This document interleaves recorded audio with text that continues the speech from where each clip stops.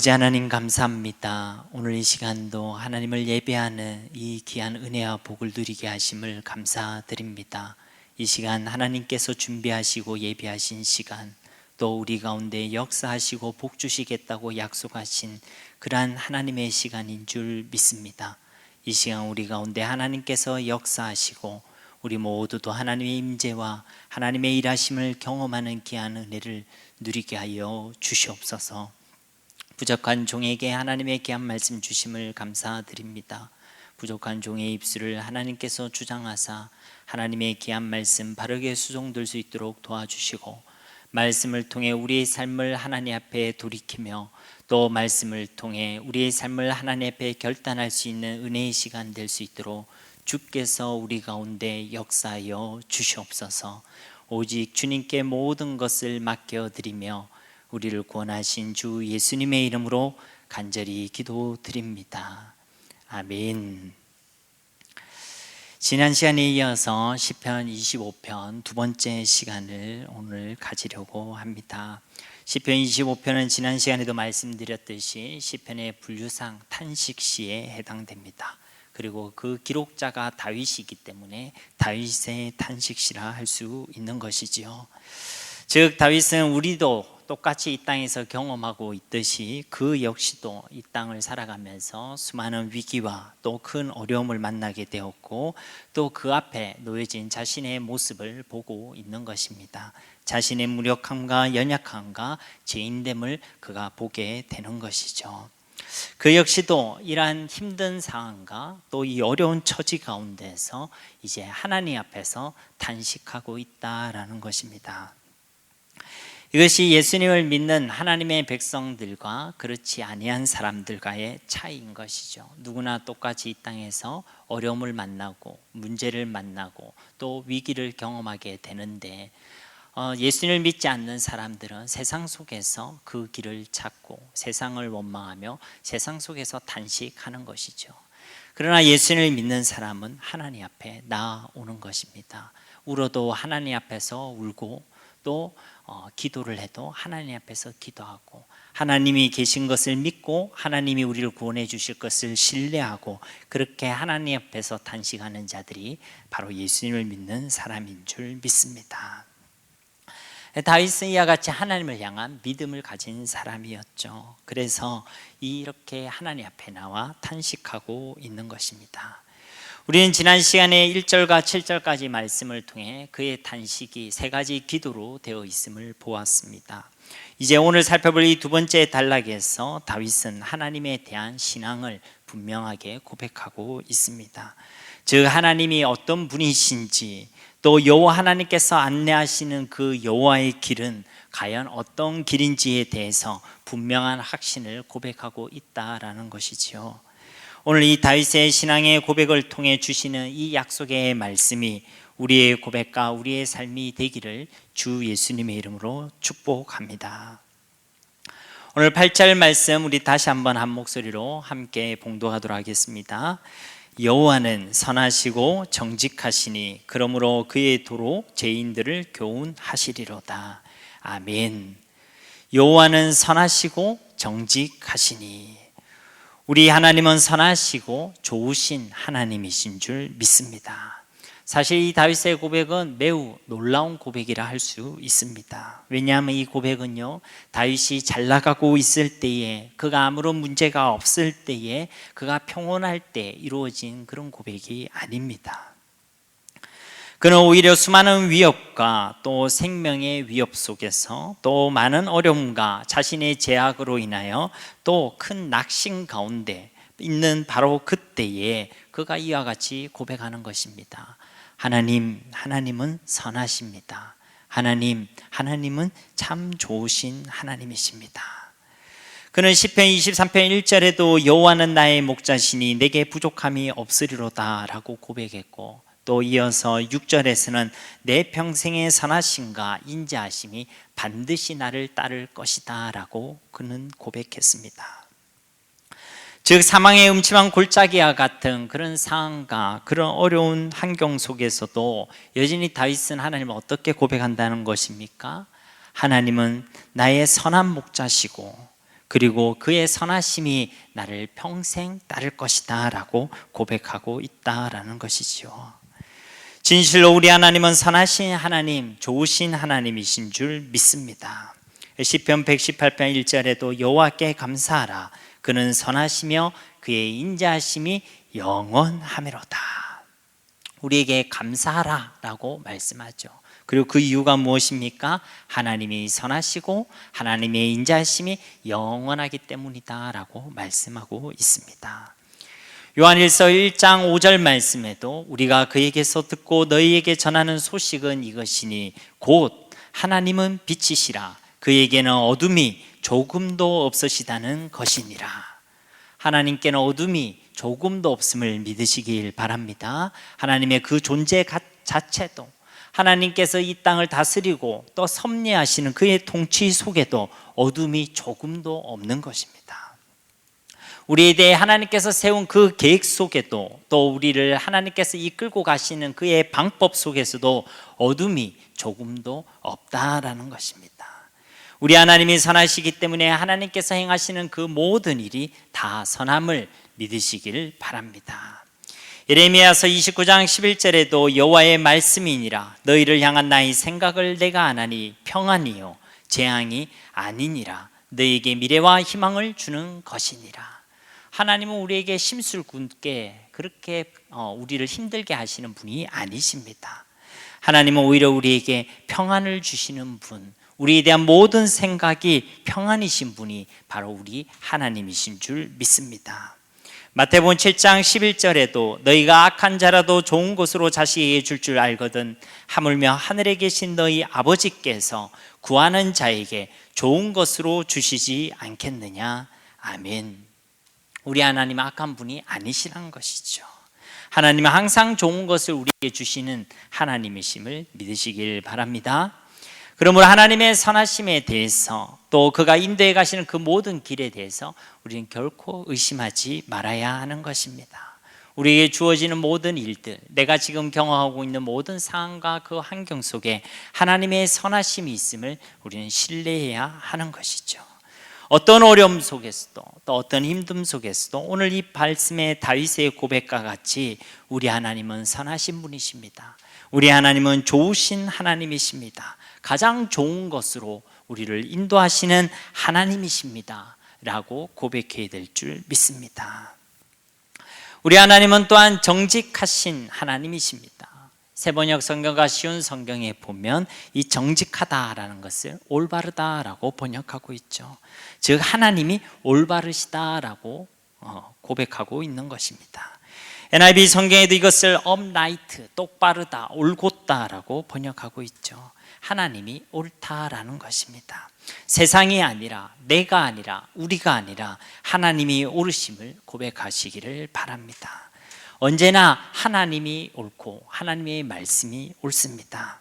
내 계획과 내 방법, 내 생각과 내 마음을 쫓아가면 안 된다는 것이죠. 내가 옳은 것이 아니라 하나님이 옳기 때문에 우리는 하나님의 말씀을 쫓아 살아가야 될 줄 믿습니다. 자꾸만 자기가 기준이 돼서 자기 마음대로 살아가는 것은 하나님이 옳으시다는 고백의 삶의 내용이 아닙니다. 우리의 마음과 생각은 결코 옳지 않습니다. 예레미야서 17장 9절 말씀에 보면 만물보다 거짓되고 심히 부패한 것이 우리의 마음이다 라고 말씀하고 있습니다. 그래서 마음과 생각에 속아서 그것을 쫓아서 살아가게 된다면, 마음대로, 마음이 이끄는 대로 살아가게 된다면 반드시 거짓되고 부패한 제약의 삶, 한마디로 엉망진창의 삶을 살아갈 수밖에 없게 되는 것입니다. 우리가 잘 알고 있는 사사기 시대는 어떤 시대였습니까? 수많은 실패와 죄로 인한 타락으로 엉망진창의 시대였습니다. 그 이유가 무엇이었습니까? 사사기 마지막 절에는 이와 같이 기록하고 있습니다. 그때에 이스라엘의 왕이 없으므로 사람이 각기 자기 소견에 오른 대로 행하였더라. 그 이유가 뭐냐? 사람들이 각기 자기 소견에 오른 대로, 쉽게 말해 각기 자기 마음대로, 자기가 하고 싶은 대로 자기 마음을 기준으로 결정하고 선택하며 살았기 때문에 그들의 삶이 엉망진창이었다고 기록하고 있는 것입니다. 그리고 그들이 왜 자기 마음대로 살았느냐, 이에 덧붙여 말씀하고 있죠. 그들에게 그때 왕이 없었기 때문이다 라고 말씀하고 있습니다. 여러분, 자기가 기준이 되어 자기 마음대로 살아가는 삶은요, 한마디로 주인이 없는 삶, 왕이 없는 삶인 것입니다. 주인이 있다면, 왕이 있다면 누가 자기 마음대로 살아가겠습니까? 그렇기 때문에 하나님의 백성은요, 자기 생각과 자기 마음, 자기가 기준이 되어 살아가서는 안 되는 것입니다. 왜 그렇습니까? 우리에게는 주인이 있기 때문에 그렇습니다. 우리에게는 진짜 왕이 있기 때문에 그렇습니다. 누구입니까? 바로 우리 주 예수 그리스도인 줄 믿습니다. 그분이 우리의 주인, 진정한 우리의 왕이 되시는 것입니다. 그럼에도 자꾸 주인이 없는 것처럼, 마치 왕이 없는 것처럼 자기 마음대로 이 땅을 살아가는 삶은 하나님께서 결단코 기뻐하시는 삶이 아닙니다. 오히려 이런 삶은 우리 속의 왕으로 주인으로 오신 우리 주 예수님을 철저히 무시하는 불신앙의 삶이고, 또 그 주인의 자리를 찬탈하려는, 그 자리에 자기가 올라가려는 그런 교만의 죄임을 우리는 반드시 기억해야 될 줄 믿습니다. 그러니 하나님을 우리 주인으로 고백하시고 언제나 항상 하나님이 옳음을 고백하는 저와 여러분이 되기를 간절히 소망합니다. 세상에서 말하는 것과 말씀이 다르다고, 내가 알고 경험하는 것과 말씀이 다르다고, 내가 기대하는 것과 말씀이 다르다고 하나님의 말씀이 잘못됐거나 틀린 것이 아닙니다. 나의 기준으로, 세상의 기준으로 하나님과 그의 말씀을 판단하려 하지 마시고, 오히려 오직 하나님의 말씀을 나의 기준으로 삼아서 그 말씀으로 세상을 바라보고 세상을 분별하고 우리의 삶을 성찰해야 될 줄 믿습니다. 그것이 옳은 것입니다. 그것이 바른 것입니다. 그것이 하나님께서 주시는 지혜인 줄 믿습니다. 하나님만이 이와 같이 옳으시기 때문에 하나님만이 죄인들을 교훈할 수 있습니다. 하나님만이 옳으시기 때문에 하나님만이 그의 백성들을 옳은 길로 인도하실 수 있다라는 것입니다. 맹인이 어떻게 소경을 인도하겠습니까? 죄인이 어떻게 죄인을 인도할 수 있겠습니까? 만약 그럴 수 있다면 하나님이신 그분이 이 땅에 사람으로 오실 필요가 없었던 것이지요. 그럴 수 없기 때문에 하나님이신 그분이 이 땅에 죄가 없으신 사람으로 오시게 된 것입니다. 오직 주 예수님만이 우리를 모든 죄와 저주와 사망의 권세에서 구원하시는 분이심을 믿으시기를 바랍니다. 오직 하나님만이 선하시기 때문에, 하나님은 그 선하심 때문에 우리를 결코 버려두지 않습니다. 죄 가운데서 그릇된 길로, 잘못된 길로 가고 있는 우리를 하나님은 그냥 두고 방치할 수가 없습니다. 왜 그렇습니까? 하나님이 선하시기 때문에 그렇습니다. 하나님은 죄인이 우리를 사랑하시는 하나님이신 줄 믿습니다. 그래서 하나님 우리를 교훈하신다는 것이죠. 하나님의 교훈은 이와 같이 하나님의 그 선하심과 바르심에서 비롯된 것입니다. 우리 하나님께서 우리를 교훈하실 때 그 교훈에 우리가 기분 나빠할 필요 없습니다. 마음을 상해할 필요도 없는 것이죠. 왜냐하면 그 교훈의 말씀은 하나님의 선하심의 증거이고 우리를 사랑하신다는 하나님의 증거이기 때문에 그런 것입니다. 하나님이 우리를 안내하실 때에, 우리를 교훈하실 때에 무엇으로 우리를 교훈하신다고 말씀하고 있습니까? 그의 도를 통해서, 그의 도로 우리를 교훈하신다라고 말씀하고 있습니다. 그의 도로 우리를 교훈하신다는 이 구절의 말씀은 두 가지 의미로 살펴볼 수 있습니다. 첫 번째 의미는 그의 도, 즉 여호와의 길로 우리를 인도해 가신다라는 것이죠. 어긋난 길, 거릇된 길, 죄악의 길에 서 있는 우리를 하나님께서 올바른 길로 안내해 주신다, 여호와의 길로 안내해 주신다라는 의미를 가지고 있습니다. 그래서 새 번역과 쉬운 성경에서는 이와 같이 번역하고 있죠. 죄인들이 돌이키고 걸어가야 할 올바른 길을 가르쳐 주신다. 왜 하나님이 우리를 그냥 두시지 않느냐면 우리의 선하신 하나님이신, 또 우리를 사랑하시는 하나님이시기 때문에 그런 것입니다. 그래서 우리가 어떤 길을 걸어가야 할지, 어떤 삶을 살아내야 할지 하나님이 알려주시는 것이죠. 두 번째 의미는 우리를 교훈하시는 그 방법이 바로 하나님의 도라는 것입니다. 여기서 이 도라는 것은 무엇이겠습니까? 바로 하나님의 말씀입니다. 하나님은 말씀을 통해 우리가 걸어가야 될 그 길, 우리가 살아야 될 그 삶을 안내해 주시는 것입니다. 말씀을 통해서 우리는 우리의 걸음이 잘못된 걸음인지를 확인하게 됩니다. 말씀을 통해서 우리가 어떤 걸음을 걸어가야 되는지 지혜를 얻게 되는 것입니다. 말씀을 통해서 그 하나님께서 보여주시는 그 올바른 길, 여호와의 길을 걸어갈 수 있는 힘을 얻게 되는 것입니다. 무엇을 통해서요? 말씀을 통해서.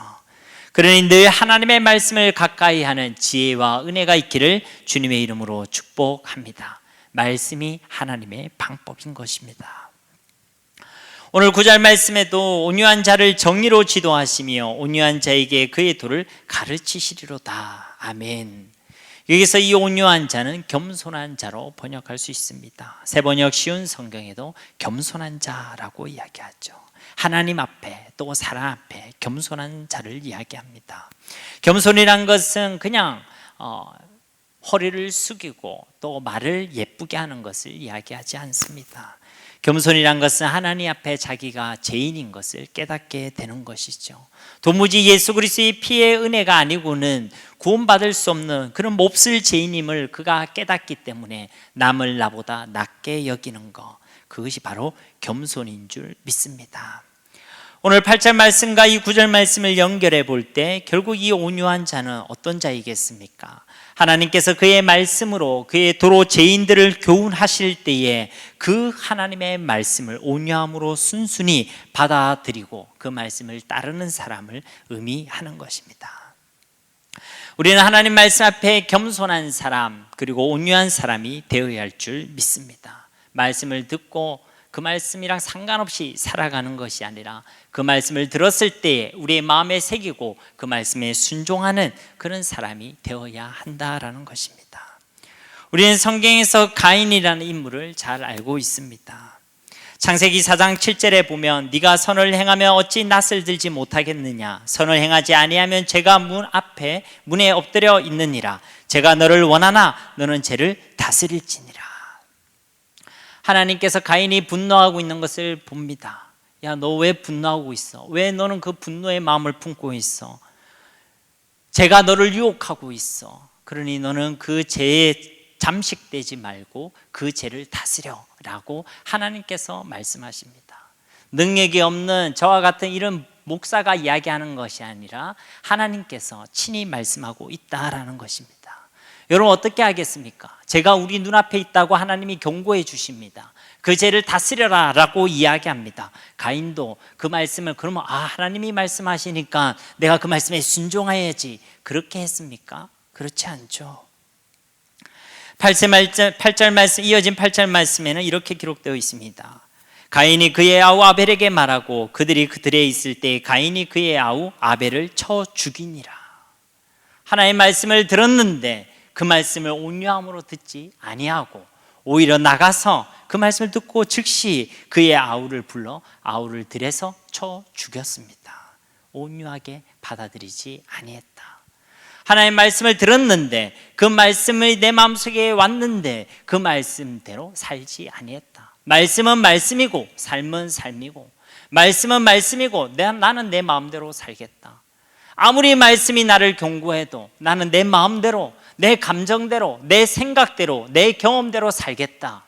여러분 이것은 하나님의 말씀을 온유함으로 받는 것이 아닙니다. 우리가 잘 알고 있는 애굽의 바로 왕도 그러했죠. 모세를 통해서 수많은 하나님의 경고의 말씀을 들었고 또 하나님이 어떻게 일하시는지를 분명히 보았습니다. 그러나 그 경고의 말씀과 하나님의 그 일하심을 온유함으로 받아들이지 아니했죠. 오히려 그의 마음이 더욱 강팍해져서 더 악하게 이스라엘 백성들을 핍박하고 그들을 힘들게 했습니다. 하나님의 말씀을 온유함으로 받아들이지 못했다라는 것이죠. 왕정시대에 수많은 왕들이 있었습니다. 또 그 왕들을 향해 다가간 수많은 선지자들이 있었죠. 이 선지자들이 그 왕들에게 경고했었습니다. 회개하라고. 그러나 그 왕들 중에는요, 그 말씀을 듣고 회개한 사람도 있고 또 그 회개를, 그 말씀을 온유함으로 받아들이지 아니하고 더욱 그 선지자를 핍박하고 죽이기까지 하는 그런 왕들도 있었습니다. 우리는 신약의 스데반 설교 때도 우리가 그러한 모습을 볼 수가 있죠. 스데반은 그가 성령으로 충만해서 예수가 그리스도이심을 담대히 증거했습니다.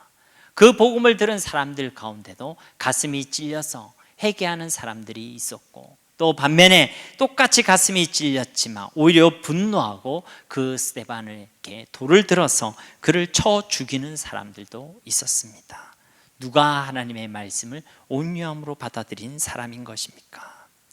지금 우리가 살아가는 이 시대에도 하나님의 말씀에 대한 이 극명한 반응은 분명하게 드러나고 있습니다. 하나님 말씀을 온유함으로 받아들이는 사람이 있는가 하면 강팍함으로 받아들이고, 또 하나님의 말씀을 받아들이지 아니하고 여전히 자기 마음대로 또 자기가 선택하며 결정하는 사람, 그런 삶을 살아가는 사람들이 있다라는 것이죠. 복음을 전해보면요, 복음을 전하다가도 감사함으로, 감격으로 눈물을 흘리면서 예수님을 영접하는 사람도 있습니다. 근데 이와 반대로 복음을 전하면요, 오히려 하나님을 조롱하고 비방하고 오히려 복음 전하는 그 사람에게 폭언을 퍼붓는 사람도 만나게 됩니다. 사랑하는 여러분, 우리 예수님은 진실로 온유한 분이셨음을 기억하시기를 바랍니다. 마태복음 11장 29절 말씀에도 나는 마음이 온유하고 겸손하니 나의 멍에를 메고 내게 배우라. 그리하면 너희 마음이 쉼을 얻으리니. 예수님은 온유하셨다라는 것이죠. 세상의 폭력적인 방식을 취하지 아니하셨습니다. 오히려 원수까지 사랑하셨죠. 예수님은 세상의 수단과 방법을 취하지 아니하셨습니다. 오직 말씀대로 사셨습니다. 말씀대로 죽고 말씀대로 다시 살아나신 것입니다. 하나님의 말씀을 온유함으로 받아들이셔서 죽기까지 순종하신 분이 바로 우리 예수님인 것입니다. 온유한 사람은 하나님의 복을 받지만 그렇지 못한 사람은 하나님의 심판을 받게 됩니다. 마태복음 5장 5절에도 온유한 자는 복이 있나니 그들이 땅을 기업으로 받을 것이며, 온유한 은혜가 우리 가운데 있기를 주님의 이름으로 축복합니다. 우리도 온유해야 하는 것입니다. 하나님의 말씀을 받을 때 온유함으로 받아들여야 합니다. 왜냐하면 오늘 이 말씀에도 온유한 사람을 하나님께서 정의로 인도하신다라고 말씀하십니다. 올바른 길로, 의의 길로 인도하신다는 것이죠. 우리는 하나님이 우리를 인도해 주시지 않으면요, 우리는 올바른 길로 갈 수가 없습니다. 아까 열거했던 그 수많은 사람들처럼 우리도 잘못된 선택을 하며 살아가게 된다라는 것이죠. 늘 죄의 문을 두드리고 그 죄의 길을 즐거이 걸어가는 자들이 바로 저와 여러분들이기 때문에 우리는 올바른 길로 우리를 인도하시는 하나님의 은혜가 절실히 필요한 줄 믿습니다. 그런데 그 하나님의 인도를 받는 사람이 어떤 사람이라고요? 하나님의 말씀을 온유함으로 받아들이는 그 사람을 하나님께서 의의 길로, 올바른 길로, 정의로 인도해 주시는 줄 믿습니다. 또 그에게 하나님께서는 하나님의 도를 가르쳐 주십니다. 우리가 하나님의 말씀을 온유함으로 받을 때에, 그렇게 하나님의 말씀에 순종하며 나아갈 때 비로소 우리는 하나님의 말씀을 진짜 깨닫게 되는 것입니다. 우리가 듣고 우리가 그 말씀을 읽고 그 말씀을 순종하며 나아갈 때에 그 말씀에 순종하는 만큼 우리는 하나님의 말씀을 온전히 깨닫게 되는 줄 믿습니다. 그러니 우리가 하나님 말씀에 순종해 보지 않고는, 그 말씀대로 살아내지 않고는 하나님의 말씀을 진짜 깨닫기는 힘든 것입니다. 기도를 해야 기도 가운데 하나님의 역사와 응답이 있다는 것을 알게 되는 것이고, 전도를 해야 하나님께서 예비하신 영혼이 있다는 것을 알게 되고, 그 가운데 예수 이름의 권세가 있다는 것을 알게 되는 것입니다. 우리는 어떻게 온유해질 수 있겠습니까? 갈라디아서 5장 23절에는 오직 성령의 열매에 대해서 말씀하시면서 온유와 절제니 이 같은 것을 금지할 법이 없느니라. 바로 성령의 열매가 온유라고 말씀하고 있습니다. 즉 우리의 노력과 우리의 열심으로 온유해질 수 없다는 것이죠. 우리의 마음을 아무리 컨트롤하고 아무리 우리가 좋은 생각, 좋은 마음을 품으려 애쓴다 할지라도 하나님의 말씀을 온유함으로 받게 되는 것, 그리고 그 온유함으로 살아가게 되는 것, 그 삶을 통해 예수 그리스도의 성품을 드러내는 것, 이것은 오직 성령의 열매로 우리 가운데 맺어지는 하나님의 은혜라는 것입니다. 그러니 나의 성품으로는 그 예수님의 온유함을 드러낼 수 없는 것이죠. 우리가 예수님을 알고 예수님을 믿고 예수님으로 충만할 때에, 내 속에 하나님의 성령으로 가득 채워졌을 때에 그 예수님의 성품이 나로부터 드러나게 된다라는 것입니다. 예수님 알고 예수님을 믿고 성령으로 충만한 은혜가 우리 가운데 있어야 될 줄 믿습니다. 우리는 이것을 두고 기도해야 하는 것이죠. 오늘 10절 말씀에 여호와의 모든 길은 그의 언약과 증거를 지키는 자에게 인자와 진리로다. 여호와의 모든 길이라고 표현하죠. 하나님께서 가르쳐 주시는 그 모든 방향과 목적을 얘기하는 것입니다. 그리고 우리에게 가르쳐 주시어서 우리가 살아내어야 할 모든 경건의 삶과 또 구원에 이르는 진리의 말씀의 내용을 포함하는 것이죠. 쉽게 말해서 우리가 이 땅에서 걸어가야 할 그 길, 살아내야 될 모든 삶, 구원에 이르는 그 지혜가 이 여호와의 모든 길이라는 것입니다. 근데 하나님께서는 그 모든 길을 무엇을 통해 우리에게 주십니까? 그의 말씀을 통해 주시는 줄 믿습니다. 그리고 하나님께서 우리에게 안내해 주시는 그 모든 길은 오늘 다윗이 무엇이라고 고백하고 있습니까? 인자와 진리로다. 무엇이라고요? 인자와 진리로다. 아멘. 우리에게 보여주시는 하나님의 모든 길은 하나님의 인자하심, 하나님의 사랑인 줄 믿습니다. 우리에게 보여주신 모든 길은요, 우리를 사랑해서 주시는 것입니다. 때로는 우리는 그것을 다 이해하지 못할 때가 있습니다. 왜 하나님이 나에게 이런 길을 보여주셔야 하는가? 왜 하나님께서 나에게 이런 일을 경험하게 하시는가? 우리는 수많은 그런 질문을 던질 때가 많이 있죠.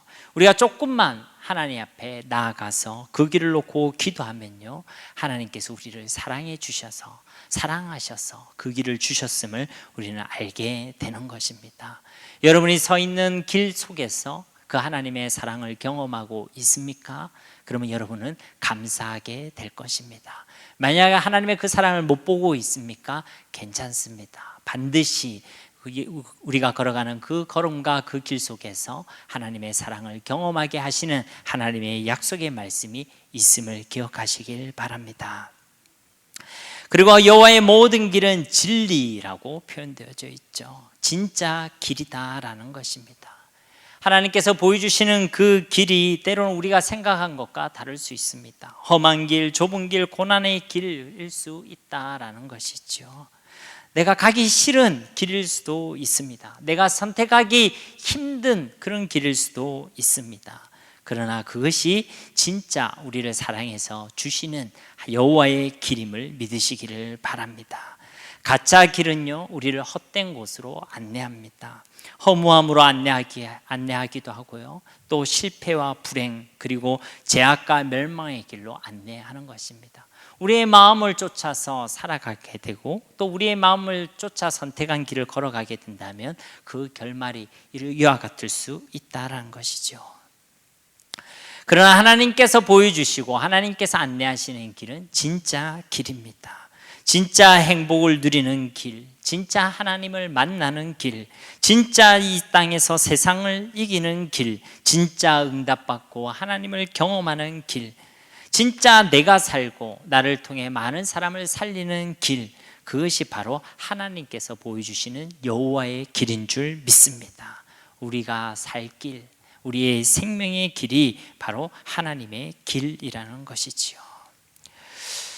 누가 이 놀라운 하나님의 이 사실을, 하나님의 은혜를 경험하게 되는 것입니까? 오늘 10절에서는 그의 언약과 증거를 지키는 자에게라고 말씀합니다. 하나님의 약속의 말씀을 믿고 그 말씀에 순종하는 사람, 즉 하나님께서 보여주시는 그 길을 믿음으로 걸어가는 그 사람, 순종함으로 걸어가는 그 사람이 그 길 속에서 무엇을 경험한다는 것입니까? 하나님의 인자와 진리를 경험한다라는 것이죠. 하나님께서 보여주신 그 길을 걸어가 보지 않고는 그것을 경험할 수가 없습니다. 걷지도 않고 순종해 보지도 않고 따르지도 않고 믿지도 않으면서 하나님의 사랑이 없다, 이건 진짜 길이 아니다 라고 이야기하는 것은 말도 안 되는 것이죠. 우리가 그 하나님께서 보여주신 그 길을 걸을 때 우리는 비로소 그 길 속에 하나님께서 두신 하나님의 긍휼과 하나님의 사랑과 하나님의 인자하심을 우리는 경험하게 되는 것입니다. 그리고 그 길을 걸어가다 보니까 이 하나님께서 보여주신 이 여호와의 길이 진짜 길이구나라는 것을 고백하게 되는 것이죠. 왜 그렇습니까? 그 하나님의 길에 하나님의 역사와 하나님의 일하심과 하나님의 사랑이 있기 때문에 그런 것입니다.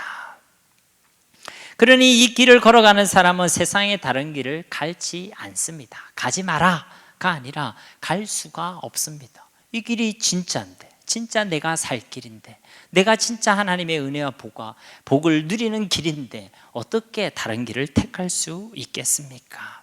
그래서 고백하는 것입니다. 다윗과 같이 여호와의 모든 길은 인자와 진리로다. 이 다윗의 고백이 우리의 고백이 되기를 주님의 이름으로 축복합니다. 11절 말씀에 여호와여 나의 제약이 크오니 주의 이름으로 말미암아 사하소서. 11절에서 다윗은 하나님께 그의 큰 제약을 회개하고 있습니다. 그리고 그 제약을 용서해달라는 기도를 드리면서 어떤 표현을 씁니까? 주의 이름으로 용서해달라고 기도하고 있는 것이죠. 그의 편대로 그는 큰 제약 가운데 놓여진 자신의 모습을 보았습니다. 도무지 자신의 그 모습으로는 용서받지 못할 그런 큰 제약 가운데 그가 있음을 고백했다라는 것이죠. 그런데 그가 용서받을 수 있는 유일한 하나님의 은혜가 있었습니다. 그것이 무엇이라는 것입니까? 바로 주의 이름이라는 것입니다. 오늘 본 말씀의 주의 이름이란 것은 당연히 하나님의 이름, 바로 여호와라는 이름을 의미합니다. 그리고 이 여호와라는 이 이름은 이스라엘 백성들에게 있어서는 창조주 하나님의 이름, 그들을 택하여 구원하신 구원의 이름, 그들의 대적을 꺾으시고 죄에 대하여 심판하신 그 하나님의 이름이라는 의미입니다. 하나님께서 우리에게 이와 같은 이름을 주셨지요.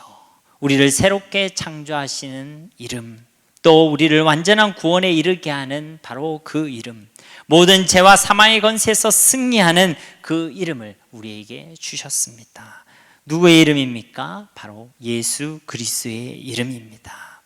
마태복음 1장 21절에도 아들을 낳으리니 이름을 예수로 하라. 이는 그가 자기 백성을 그들에게 죄에서 구원할 자이심이라 하니라. 아멘. 우리의 어떤 죄와 저주와 사망의 권세 속에서도 우리를 해방하고 우리를 구원하시는 이름이 우리 가운데 주어졌습니다. 바로 예수님의 이름입니다. 다른 어떤 이름이 아니라 예수님의 이름을 통해서만 우리는 구원받게 되는 줄 믿습니다. 그래서 다윗도 하나님의 이름을 부르며 하나님의 긍휼을 구하고 있는 것입니다. 여호와의 길에 대한 신앙을 고백하던 다윗이 왜 갑자기 자기의 죄를 용서해달라고 그가 간청하고 있는 것입니까? 왜냐하면 그가 고백하고 있는 이 여호와의 길에는 제사함의 은혜, 10절 말씀에 표현된 표현을 빌리자면 하나님의 인자와 긍휼이 그 길에 진실로 있음을 그가 고백하고 있다라는 것이죠. 동시에 우리 하나님께서는 그의 백성을 인자와 진리로 구원해 주시는 구원의 하나님이심도 분명하게 증거하고 있는 것입니다.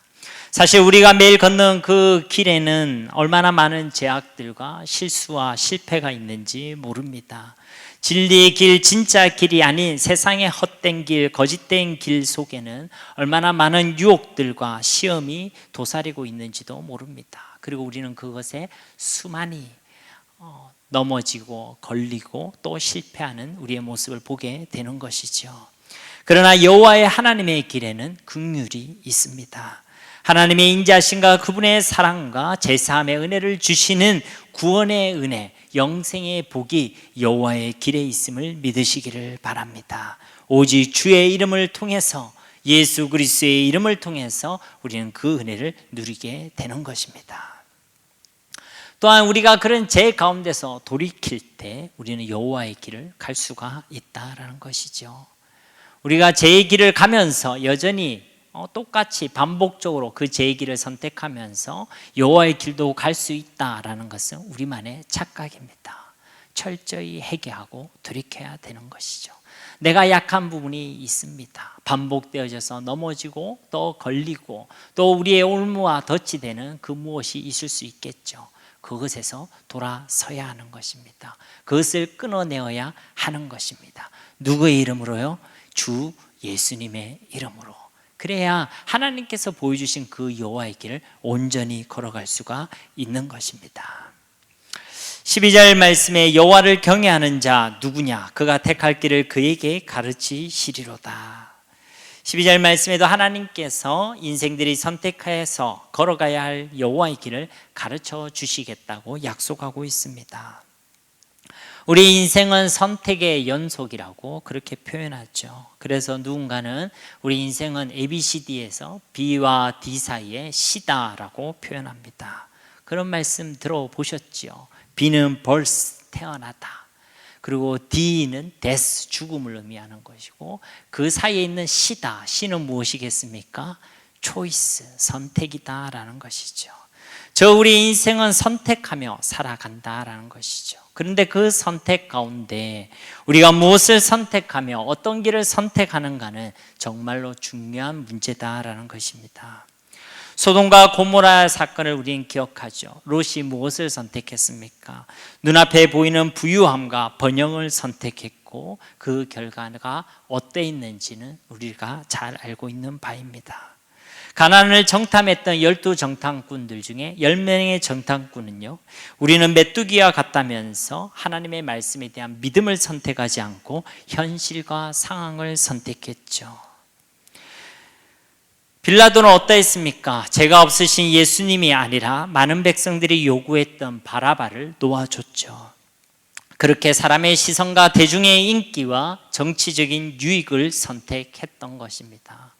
우리는 기도할 때 예수님 다음으로 제일 많이 언급하는 이름이 뭡니까? 빌라도죠, 빌라도. 그죠? 사도신경 할 때마다 빌라도라고 이야기합니다. 여러분, 야곱의 형인 에서는 어떠했습니까? 야곱의 하나님의 약속과 복의 징표인 그 장제의 건세보다 팥죽 한 그릇, 육체의 정욕과 자기 육체를 만족시키는 것을 택했죠. 결국 하나님의 약속의 그 언약의 백성이 될 수가 없었습니다. 가만히 놔두면요, 우리 역시도 항상 그릇된 선택을 하며 살아가게 되어 있습니다. 그래서 우리에게 무엇이 필요하겠습니까? 하나님의 도움이 필요한 것입니다. 하나님께서 우리가 어떻게 선택하며 살아가야 할지, 어떤 삶의 가치를 두고 살아내어야 할지, 우리가 무엇을 선택하며 어느 길에 서 있어야 할지를 하나님께서 알려주셔야 하는 것입니다. 그런데 오늘 하나님께서 그것을 알려주겠다라고 말씀하십니다. 특별히 택할 길은 택하다라는 원어 시제를 보면요, 이게 미완료 시제입니다. 한 번, 두 번 정도의 단회적인 선택을 이야기하는 것이 아니라 계속되는 선택. 일평생 우리는 그것을 선택하며 살겠다라는 것이죠. 그런데 그에게 가르치시리로다. 이것도 미완료 시제입니다. 일평생 우리는 선택을 하며 살아갈 것인데 그 일평생 때 계속되는 그 선택을 하나님께서 일평생 가르쳐 주시겠다라고 약속하고 있는 것입니다. 누구에게요? 여호와를 경외하는 자에게. 하나님의 말씀을 믿고 그 말씀을 따르는 바로 그 사람에게, 우리에게 보여주신 그 여호와의 길을 온유함으로 받아들이고 믿음으로 그 길을 걸어가는 그 사람에게 하나님께서 이와 같은 복을 주시겠다라고 말씀하고 있는 것입니다. 쉬운 성경으로 보면 이것을 하나님께서 그에게 가장 좋은 길을 가르쳐 주실 것입니다. 일평생 항상 가장 좋은 길을 안내해 주시고 가르쳐 주시는 분, 바로 우리 하나님이신 줄 믿습니다. 우리가 무엇을 해야 되는가, 그것을 아는 것을 지혜라고 한다면요, 이 지혜는 어디에서 나온다는 것입니까? 하나님을 경외하는 것에서 나온다라는 것입니다. 잠언서 9장 10절에서도 여호와를 경외하는 것이 지혜의 근본이요 거룩하신 자를 아는 것이 명철이다라고 분명하게 말씀하고 있습니다. 사실 하나님을 경외하는 것은 특별한 것이 아닙니다. 우리 인생들을 만드신 분명한 하나님의 창조의 목적입니다. 우리가 특별히 하나님께 드려야 되는 것이 아니라 하나님이 창조하신 모든 인생의 그 창조 목적이 바로 하나님을 경외하는 것이란 것이죠. 우리가 이제 잘 알고 있는 대소리 문답 제1문과 그 단문의 내용이 무엇입니까? 사람의 제일 되는 목적이 무엇입니까? 하나님을 영화롭게 하며 그를 영원토록 즐거워하는 것입니다. 즉 우리는 당연하고 마땅한 이 일을 한다라는 것이죠. 하나님을 경외하는 일은 당연하고 마땅한 일이라는 것입니다. 그런데 우리는 그렇게 당연하고 마땅한 일을 하는데 하나님께서는 그 가운데서도 우리에게 복을 주시겠다라고 약속하고 있는 것입니다. 얼마나 우리를 사랑하시는 하나님이십니까? 우리는 예수님을 통해서 하나님을 알게 되고 하나님을 만나게 되고 하나님을 예배하게 되는 은혜와 복을 받은 줄 믿습니다. 우리가 그렇게 하나님을 예배하는 거, 하나님을 경외하는 거 결코 단순한 시간들이 아닙니다. 우리를 향한 하나님의 창조의 목적이 이루어지는 시간이고 하나님께서 약속하신 그 복을 누리는 최고로 복된 시간인 줄 믿습니다. 시편 128편 1절에도 여호와를 경외하며 그의 길을 걷는 자마다 복이 있다라고 말씀하고 있습니다. 오늘 말씀에도 이렇게 하나님을 경외하는 자에게 그가 선택해야 할 일평생 선택해야 할 가장 좋은 길을 일평생 알려주시겠다고 약속하고 있는 것입니다. 오늘 13절 말씀에 그의 영혼은 평안히 살고 그의 자손은 땅을 상속하리로다. 하나님을 경외하는 그 사람, 여호와의 길을 걷는 그 사람에게 주시는 계속된 하나님의 복에 대한 약속이죠. 13절에 나타난 하나님의 복을 우리는 두 가지로 살펴볼 수가 있습니다. 첫 번째는 여호와를 경외하는 사람은 일평생 평안을 누리게 된다라는 것입니다. 이런 평안을 의미하는 히브리어가 무엇이겠습니까? 여러분 샬롬이라고 생각하시겠죠. 그런데 여기서는 샬롬이라고 쓰여 있지 않고 토브라는 단어를 사용하고 있습니다. 토브란 단어도 사실 우리에게 익숙한 단어입니다. 창세기 말씀에서 하나님께서 이 세상을 창조하시고 하나님이 보시기에 좋았더라라고 표현하실 때 그 좋았더라가 바로 토브입니다. 즉 하나님께서 보시기에 최상의 상태, 하나님 보시기에 만족할 만한 그 상태를 우리는 토브라고 표현하는 것이죠. 그런데 이 하나님께서 보시기에 그 최상의 상태를 하나님께서 일평생 누리게 하시겠다라는 것입니다. 누구에게요? 여호와를 경외하며 그 여호와의 길을 걷는 자에게 이와 같은 복을 주신다라는 것입니다. 우리가 진짜 하나님의 복을 받을 수 있는 길이 있습니다. 진짜 하나님께서 주시는 평안을 누릴 수 있는 길이 있습니다. 그 길은 바로 하나님께 있는 것입니다. 하나님 보여주신 그 길을 걸어가는 것이 바로 이와 같은 길인 줄로 믿습니다. 두 번째로 이 복에 대해서 그의 자손은 땅을 상속하리로다. 그 자신뿐만 아니라 그의 자손도 땅을 상속받게 될 것이라고 약속하고 있습니다. 여기서 이 땅이라는 것은 이스라엘 백성들에게 있어서는 하나님의 약속의 성취를 이야기합니다. 즉 땅을 상속하겠다라는 것은 먼저 자신이 하나님의 그 약속의 성취를 경험한다라는 것이고 그뿐만 아니라 그의 자손들 역시도 하나님의 약속의 성취를 누리게 될 것이다라는 하나님의 약속의 말씀인 것입니다. 하나님의 약속의 말씀에 1.1획도 땅에 떨어지지 아니하고 우리 가운데 신실하게 이루어질 줄 믿습니다. 그러니 하나님을 경외하는 이 문제는요, 나 하나의 문제가 아닙니다. 내가 사는 길이고 내가 복을 받는 길이면 틀림없는 것이고 나아가 나와 나의 가족과 나의 건속과 나를 통해 가문 대대로 이 땅에서 하나님의 은혜와 복을 누리는 길인 줄로 믿습니다. 그러니 이것이 진짜 길이란 것이죠. 진짜 이 속에는 하나님의 사랑이 있음을 믿으시길 바랍니다. 14절 말씀에 여호와의 친밀하심이 그를 경외하는 자들에게 있으며 그의 언약을 그들에게 보이시리로다. 그에게 여호와의 길을 하나님께서 보여주실 때에 그 길을 걸어가는 자에게 하나님 14절을 같은 말씀에 약속의 말씀을 주시는 것이죠. 그 길에서 여호와의 하나님의 친밀하심을 경험하게 될 것이다 라고 말씀하고 있습니다. 하나님을 경외하는 그 시간은요, 세상이나 사람을 버타는 시간이 아닙니다. 하나님과 친밀한 교제를 나누는 시간인 것입니다. 때로 우리가 여호와의 길을 걸어갈 때요, 쓸쓸할 수 있습니다. 외로울 수도 있어요. 누가 알아주지 않는데 정말 이름도 없이 빛도 없이 그렇게 묵묵히 그 길을 걸어갈 수도 있습니다. 그런데 그 시간이요, 하나님의 친밀함을 경험하는 시간입니다. 물론 사람의 위로가 있으면 좋겠죠. 물론 사람이 나를 좀 알아주면 더 좋겠지요. 그러나 우리에게 진짜 소망하는 바는 사람의 인정과 사람의 위로가 아닙니다. 시편 1편에 있듯이 우리에게 주신 복은요, 여호와께서 우리를 인정해 주시는 것입니다. 우리가 여호와 하나님께서 보여주신 그 길을 걸어가고 있을 때 우리는 하나님과 마음을 나누게 되는 것입니다. 우리의 마음을 드리게 되는 것이고, 우리 한 사람 한 사람을 향하신 하나님의 사랑과 하나님의 마음을 느끼게 되는 것입니다. 우리는 그 하나님을 경외하는 시간을 통해서 하나님의 마음을 알게 되고, 하나님의 사랑을 알게 되고, 하나님의 위로를 경험하게 되는 것입니다.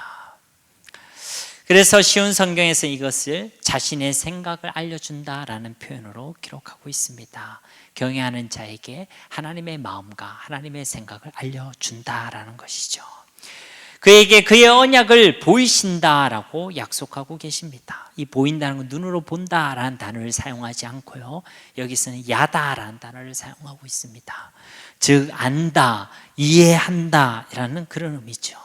즉 그의 말씀을 하나님을 경외하는 사람, 그의 말씀에 순종해 그의 길을 걸어가는 자가 비로소 알게 된다, 그에게 알게 하신다라는 것입니다. 무엇을요? 하나님의 말씀이 진짜임을, 진실함임을 우리 가운데 알게 하신다라는 약속의 말씀인 것입니다. 그러니 그 길을 걸어봐야 알게 되는 것입니다. 어느 광고에 있는 말처럼 맛을 봐야 맛을 안다 라는 것처럼 걸어봐야 알게 되는 것입니다.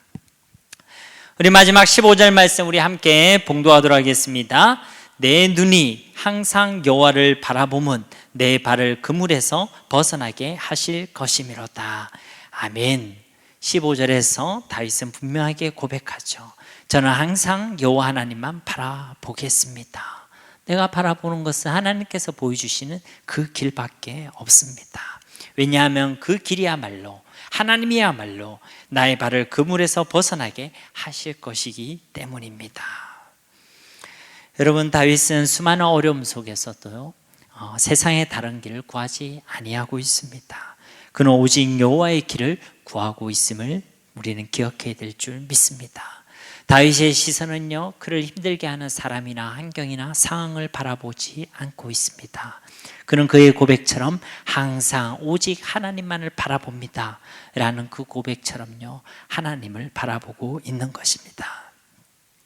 아무리 그의 눈을 가리려고 해도, 또 그의 길을 틀어막으려 해도 다윗은 하나님을 경외하는 은혜 가운데서 더욱 하나님을 바라볼 수 있었습니다.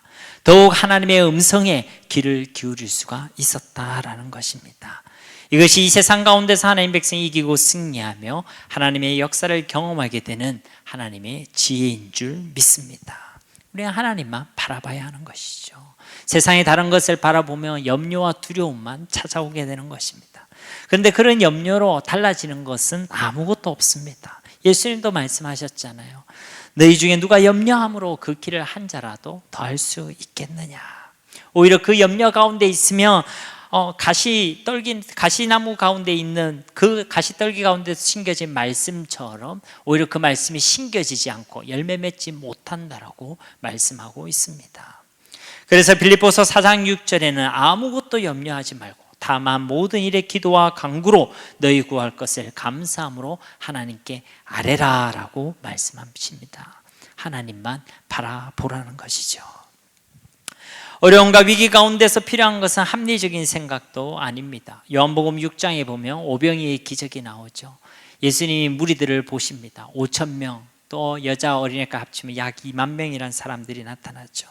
그 사람들을 불쌍히 여기고 뭔가 먹을 것을 주기 위해서 제자들에게 이야기합니다. 이들을 어떻게 하면 좋겠느냐. 빌립이 이야기하죠. 암산을 잘했는지 수학을 잘했는지 금방 계산을 합니다.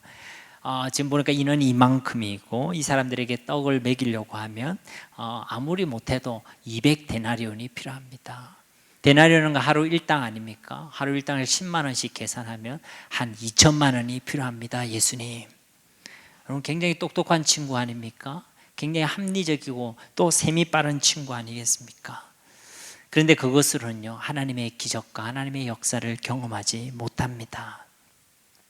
우리는 코로나 때문에 더 모이기가 힘들다고, 더 사람을 위로하기가 힘들다고, 복음을 전하기 힘들다고 우린 그렇게 생각할지 모르겠습니다.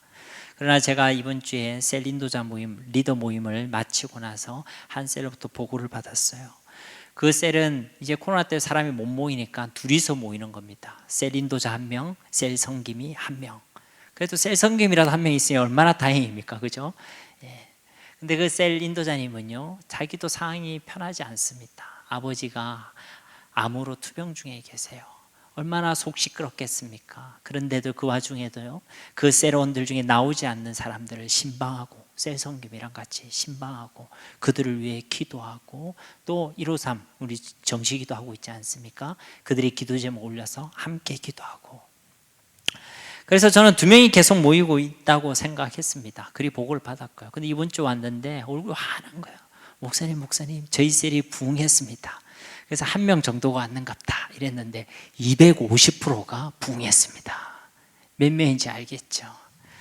여러분 우리 생각과 하나님은 다른 것입니다. 하나님은 하나님의 역사를 하나님의 뜻과 하나님의 계획대로 신실히 이루어 가실 줄 믿습니다. 필요한 것은요, 그런 셈으로 살아가는 거, 합리적인 생각으로 살아가는 거, 염려와 걱정으로 살아가는 것이 아니라 믿음으로 살아가야 할 줄 믿습니다. 로마서 1장 17절에 있는 말씀처럼 오직 의인은 믿음으로 말미암아 살리라 함과 같으니라. 우리는 하나님을 믿는 믿음으로 살아가야 할 줄 믿습니다. 우리가 하나님을 바라볼 때는요, 믿음으로 바라보는 것입니다. 그리고 이것은 한 번, 두 번이 아니라 항상 하나님을 바라봐야 하는 것입니다. 오늘도 그가 고백하고 있죠. 내 눈이 항상 여호와를 바라보며. 잠깐 내가 하나님에 대한 생각을 놓칠 때에 우리는 그때 틈이 생기게 되는 것입니다. 그래서 누가복음 21장 36절에도 항상 기도하며 깨어 있으라. 에베소서 6장 18절에도 항상 성령 안에서 기도하고 이를 위하여 깨어 구하기를 항상 힘쓰라. 무시로 성령 안에서 항상 깨어있는 저와 여러분이 되어야 할 줄 믿습니다. 하나님의 은혜가 필요한 것입니다. 이렇게 우리가 하나님을 바라봐야 될 이유는 분명한 것이죠. 하나님만이 우리의 구원이시기 때문에 그런 것입니다. 다른 구원의 이름이 우리 가운데 없는 것이죠. 그래서 다윗은 시편 62편 1절과 2절에서도 나의 영혼이 잠잠히 하나님만 바라며 나의 구원이 그에게서 나오는도다. 오직 그만이 나의 반석이시요 나의 구원이시요 나의 요새시니 내가 크게 흔들리지 아니하리로다. 사랑하는 여러분, 여호와 하나님을 진실로 경외하시고 진정으로 여호와의 길에 서 있기를, 또 그 길을 온전히 걸어가기를 소원하시기를 바랍니다. 하나님께서는 선하시고 올바르시기 때문에 우리가 죄악의 길에, 그릇된 길에 서 있는 것을 원하지 아니하십니다. 가만히 있지 않으시는 것입니다. 말씀을 통해서 우리를 교훈하시는 것입니다. 우리가 걸어가야 할 길, 곧 우리가 선택할 그 길을 우리에게 알려주시고 안내해 주시는 것입니다. 왜요? 하나님이 선하시기 때문에. 우리가 온유한 마음으로 그 말씀을 믿음으로 받아들이고 순종하면요, 우리는 그 하나님께서 안내하신 바로 그 길이 진짜 우리를 살리고 우리를 행복하게 하며 우리를 구원하는 진짜 길임을 알게 되는 것입니다. 여호와의 모든 길에는 하나님의 은혜와 복이 있음을 믿으시길 바랍니다. 세상을 이길 지혜와 힘과 능력과 또 그 승리의 영광이 여호와의 모든 길 속에 있습니다. 세상에 그 어떤 것으로 형언할 수 없는 하나님의 사랑과 참된 위로가 그 길 가운데 있음을 기억하시길 바랍니다. 중요한 것은 무엇입니까? 우리가 그 말씀을 믿음으로 온유함으로 받아들여 그 여호와의 길에 순종함으로 걸어가는 것, 바로 그것이 중요한 것입니다. 사랑하는 성도님 여러분, 우리의 살 길, 나와 나의 자녀들, 또 우리의 가정의 살 길은 오직 하나님께만 있습니다.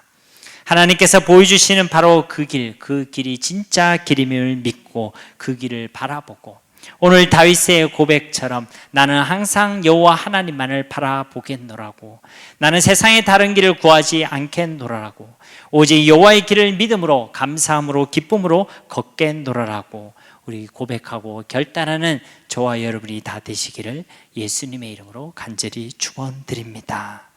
아멘.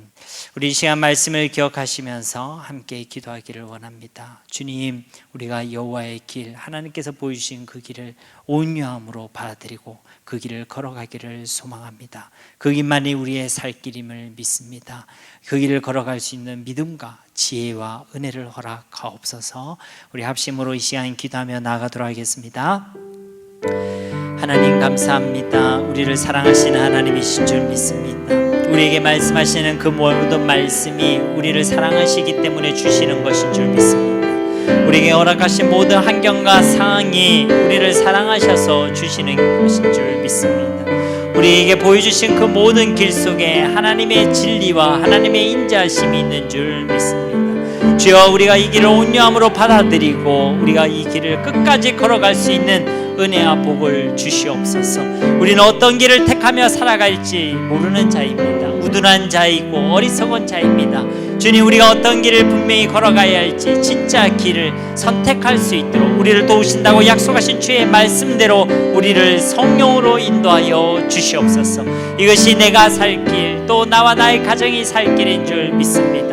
오직 주께서 보여주신 이 길만 믿음으로 걸어갈 수 있는 저희 모두가 되게 하여 주시옵소서. 오늘 주신 말씀이 우리에게 성취되어진 살아있는 하나님의 말씀이 될 줄로 믿습니다. 감사드리며 예수님의 이름으로 간절히 기도드립니다. 아멘.